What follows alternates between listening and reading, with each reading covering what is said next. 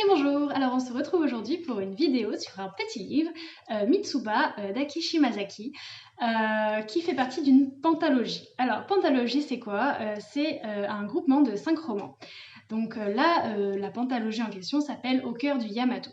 Ce qu'il faut savoir sur l'autrice, donc Aki Shimazaki, c'est qu'elle est d'origine japonaise mais a actuellement la nationalité canadienne et elle vit au Québec. Elle n'écrit que des pentalogies et elle écrit directement en français, ce que je trouve totalement fou, étant donné que sa langue maternelle c'est le japonais. Et donc elle s'est vraiment mise à écrire en français et le style de ses livres est super. Enfin, je pense qu'il y a peut-être des réécritures, enfin je ne sais pas en tout cas, mais de ce que j'ai lu, c'est vraiment génial. Enfin, c'est joli, c'est bien écrit.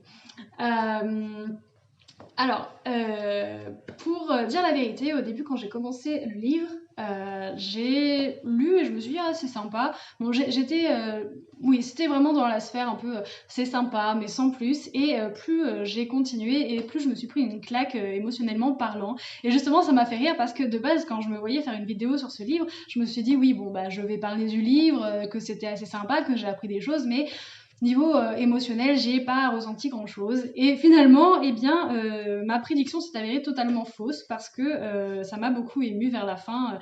C'était vraiment une imbrication tellement fine, tellement précise, tellement. Enfin, vraiment, sincèrement, c'était vraiment bien. Donc, pour revenir un petit peu au livre, je vais pas parler de l'histoire tout de suite, je vais parler d'un peu d'autre chose, du titre, de signification et du contexte en fait. J'ai regardé parce que bon, c'est une pentalogie qui s'appelle Au cœur du Yamato et je ne savais pas ce qu'était le Yamato. Alors quand j'ai cherché au début, je suis tombée sur le plus grand cuirassé du monde, donc un navire qui a servi pendant la Seconde Guerre mondiale. Mais donc je me suis un peu documentée parce que je me suis dit pourquoi l'autrice a appelé sa pentalogie Au cœur du Yamato. C'est un bateau, il n'y a rien à voir avec un bateau. Bon, on parle un peu de la Seconde Guerre mondiale dans le récit, mais sans plus. Et donc j'ai trouvé que le Yamato, le cuirassé, c'était donc appelé comme ça pour Yamato Damashi. Et Yamato Damashi, c'est l'esprit japonais, donc les valeurs, les caractéristiques du Japon, de la nation japonaise. Et voilà, c'est vraiment l'esprit japonais. Et là, je me suis dit, ah oui, oui, voilà, là c'est logique. Par rapport à ce que j'ai lu, c'est totalement logique que ça s'appelle comme ça. Donc on est vraiment au cœur de l'esprit du Japon, l'esprit japonais d'aujourd'hui. Et Mitsuba, vous l'aurez sans doute deviné avec la couverture, ça veut dire trèfle en japonais. Donc voilà, pour le contexte, alors c'est assez intéressant parce que le livre parle de la relation entre travail et sphère privée. Et il faut savoir que le héros travaille dans une entreprise d'import-export et qu'il est donc souvent occupé, qu'il a peu de temps pour sa vie privée. Et c'est mis aussi en lumière par le fait que son père travaillait déjà dans cette entreprise-là. Et disons que l'époque de son père, c'était l'époque tout de suite après-guerre et c'était une époque où le Japon venait de recevoir une défaite et il fallait reconstruire, ce qui fait que les Japonais ont commencé à travailler. D'ailleurs, le père du héros est mort d'épuisement, hein, concrètement, c'est ça, pour essayer de relever le Japon. Et on a un passage dans le livre qui parle de ça, qui parle en fait d'un ami du père du héros. Et le héros lui demande comment est-ce que vous avez réussi à conquérir votre femme. Et donc il lui répond, j'ai dit, je veux servir à la reconstruction de l'économie de notre pays. Pour sortir de la misère de la défaite, il faut se procurer des devises étrangères autant que possible en vendant des produits japonais. C'est exactement la fonction de la compagnie Goshima. Et alors même qu'il allait être occupé par son travail, peut-être ne pas avoir une vie familiale prospère et féconde, eh bien sa femme, la femme qui voulait épouser, a accepté sa demande en mariage parce que justement cet homme-là voulait vouer sa vie à faire en sorte que le Japon se redresse. Donc ça c'est le contexte au niveau des parents du héros, enfin de la génération en tout cas de son père. Et là en fait on arrive dans un contexte où en fait le Japon est déjà grand et où en fait les personnes qui travaillent réfléchissent beaucoup plus aux sacrifices qu'ils sont en train de faire à leur travail et à la relation entre travail et sphère privée, en sachant que certains préfèrent quand même mettre carrément plus de temps en fait dans la sphère privée. Et je trouve que c'est une question qui est très intéressante, et aujourd'hui encore dans notre société actuelle, qu'est-ce que vous cherchez dans votre travail, à quel point vous êtes capable de vous investir dans ce travail, quelle est l'importance de votre sphère privée, enfin, c'est vraiment quelque chose qui me semble vraiment capital en fait, de se poser ce genre de questions, parce que tous les travails en fait ne vont pas vous apporter exactement la même chose.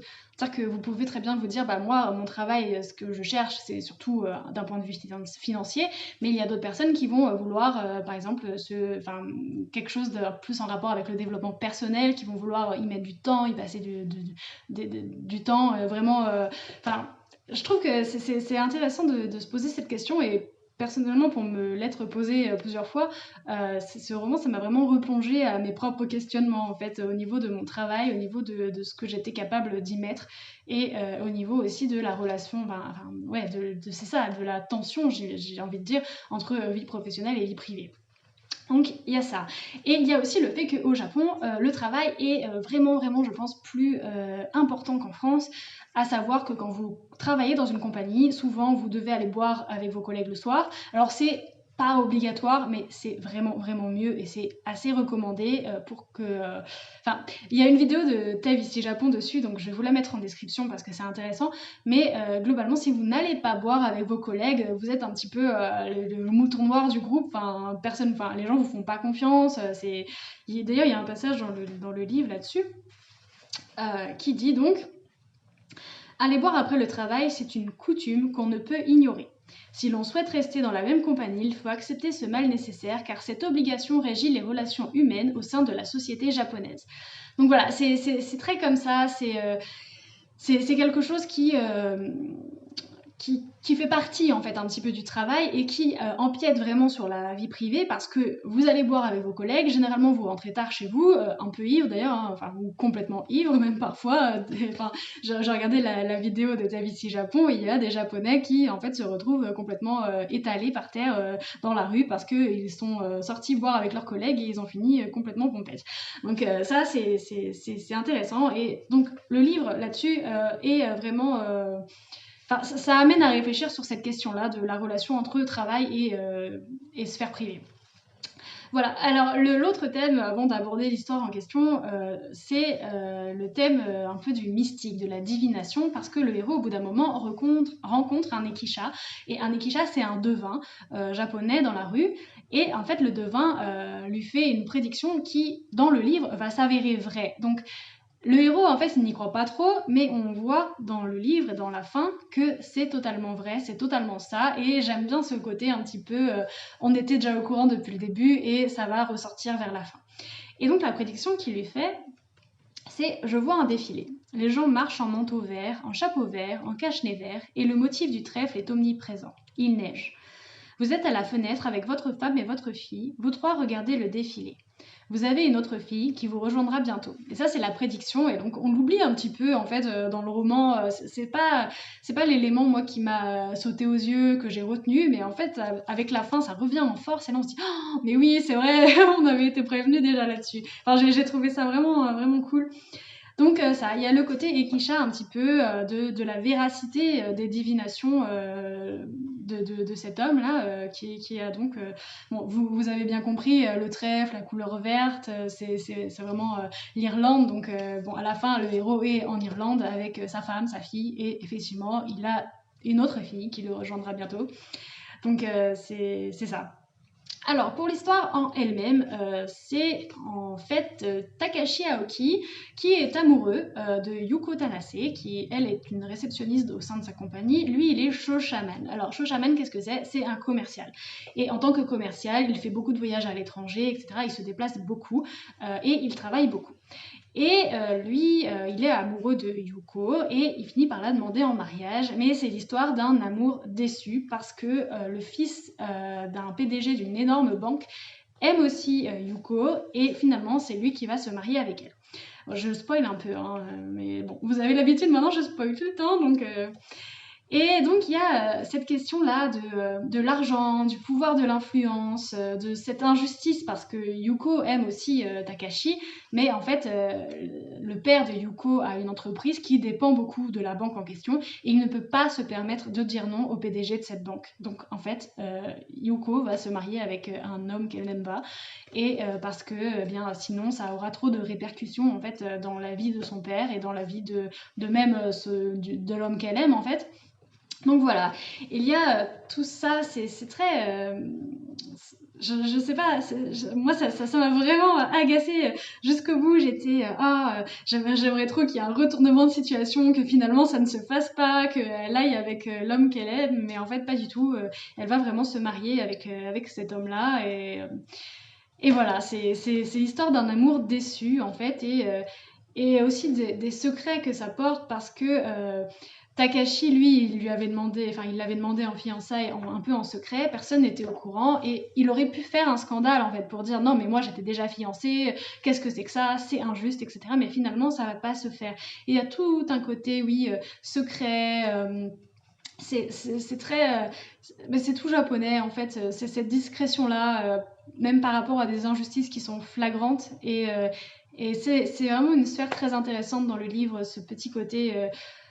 On ne dit pas les choses, on les ressent, mais on ne les dit pas parce que ça n'aura aucune conséquence bénéfique, et ça ne servira à rien en fait. Enfin, en tout cas, c'est moi comme ça que je le comprends, et même si c'est totalement injuste, eh bien on ne peut rien y faire, et voilà. Donc il y a aussi dans le roman, parce que c'est un livre qui se passe sur une période de 14 ans. Mais bon, on a une énorme ellipse, hein. C'est-à-dire qu'on a tout le côté, Takashi qui aime Yuko, qui la demande en mariage, et finalement elle part avec un autre. Donc lui, il est triste, mais après il est muté à Montréal. Donc voilà, et on a une ellipse où en fait à la fin du livre, on se rend compte que Takashi a refait sa vie. Voilà, après il se retrouve en Irlande, et il y a toute la prophétie de Lekeshi qui se met en place. Et donc en fait ça permet aussi de relativiser un petit peu cet amour, même si on sent que Takashi, lui, il est toujours attaché à Yuko, et que ça a été vraiment une période difficile de sa vie, mais on voit que quand même le héros a continué à avancer et a fait sa vie avec une autre femme. Et d'ailleurs c'est assez rigolo au niveau des coïncidences, parce que Mitsuba, le trèfle, et au-delà de son aspect Irlande, était aussi le nom d'un bar dans lequel le héros allait avec Yuko. Et dans ce bar-là, il y avait une serveuse, et il se trouve que cette serveuse-là finit par se marier avec Takashi. Donc c'est vraiment des coïncidences comme ça, des sortes de jeux sur le temps et sur l'espace, où les personnages voyagent, se rencontrent, se rencontrent, et finissent par créer quelque chose ensemble. Et à la fin du livre, en fait, on se rend compte que Yuko, donc la femme que Takashi voulait épouser, a mis au monde une fille qui est en fait l'enfant de Takashi. Ils ont eu une nuit ensemble, mais voilà, elle est tombée enceinte. Et sur le lit de mort de Yuko, elle demande à ce que Takashi soit prévenu. Et donc lui, en Irlande, il apprend qu'il a une deuxième fille. Et cette fille s'appelle aussi Mitsuba, donc le trèfle. Et en fait, c'est rigolo, parce que c'est des coïncidences qui, je pense, pourraient paraître énormes, en fait, comme ça, vu d'un point de vue extérieur. Mais dans le livre, c'est tellement amené en finesse que c'est vraiment joli. Enfin, c'était vraiment une belle histoire, c'est poétique, c'est très émouvant. Donc, j'ai vraiment une grosse claque à la fin, et j'ai vraiment hâte de lire la suite. Enfin, on parle pas la suite, mais en tout cas, les 4 autres livres de la pentalogie. Parce que je me dis, si c'est comme ça, si c'est des histoires au début, je me dis, ah tiens, c'est sympa, mais sans plus. Mais que finalement, je finis par me recevoir une claque dans la tête, bah, j'ai vraiment hâte. Enfin, en tout cas, voilà, c'est un livre qui est très sympa. Enfin, ça prend vraiment pas beaucoup de temps à lire. Je pense qu'en 2 heures, c'est plié. Et ça apporte vraiment une sorte de vision. Ça fait vraiment réfléchir, voilà, comme je vous ai dit, sur cet aspect-là entre travail, vie privée, votre investissement, qu'est-ce que vous êtes prêt à y mettre. Ça met en perspective aussi la vie. Et en fait, je pense que c'est un roman qui est un peu mélancolique aussi. Enfin, moi, je l'ai un peu vécu comme ça. À la fin, j'étais mélancolique, j'étais un peu nostalgique. Je savais pas trop, j'avais des émotions un peu. Je sais pas, c'est assez poétique, ouais, c'est ça. Donc voilà, j'espère que ça vous aura plu, que vous essayerez de lire ce livre-là. Enfin, comme je vous ai dit, c'est vraiment pas très long. Ouais, c'est un petit livre. Et je parlerai sans doute des 4 autres quand je vais les lire.